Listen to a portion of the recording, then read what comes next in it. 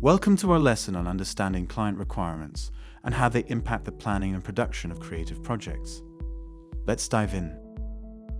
Most creative media products will start off with receiving a brief from the client.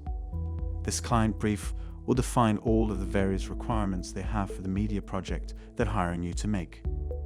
These requirements act as goals to achieve and restrictions to work within. Let's break down the different requirements you'll typically see. Type of product. This refers to the kind of product that the client would like us to create for their business. For example, this might be a video, animation, or website. Purpose. This is the client's desired goal for their media product. For example, this might be to entertain or to inform about a particular topic. Audience.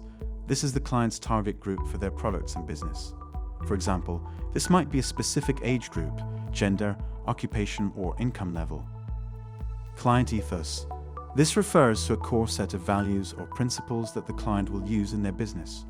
For example, this might be things like loyalty, honesty, and sustainability. Content. This refers to the information that the client requires to be covered in the media product.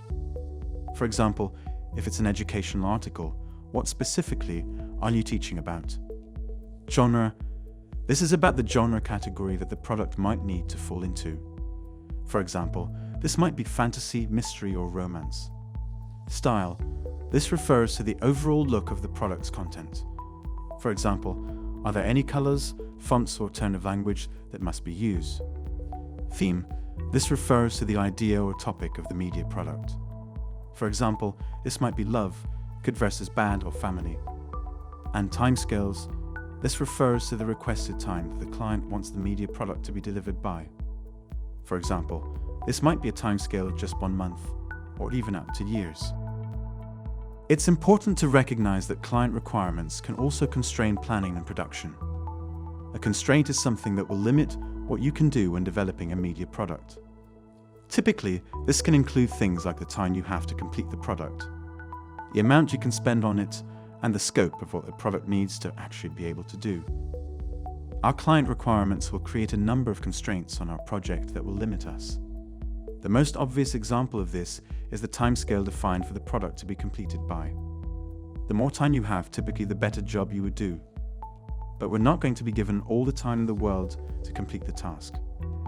It's not just the timescale that will constrain you. Most of the requirements will limit you in some way.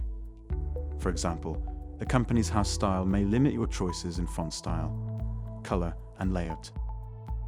To overcome these challenges and make the most of the client brief, it's crucial to interpret the requirements effectively. Here are some tips on how to do just that. Once you have received the client brief, you will likely want to summarize the information to make it easier to interpret. Ask any follow-up questions you need to further develop your understanding and identify any hidden requirements. Additionally, research is key in ensuring that you are generating good ideas that meet the requirements of the client. For example, the client requirements will likely define the target audience. You'll want to investigate the audience to ensure you understand the unique characteristics of who they are, what they want, and how to appeal to them. In conclusion, understanding and effectively interpreting client requirements is key to delivering successful creative media products.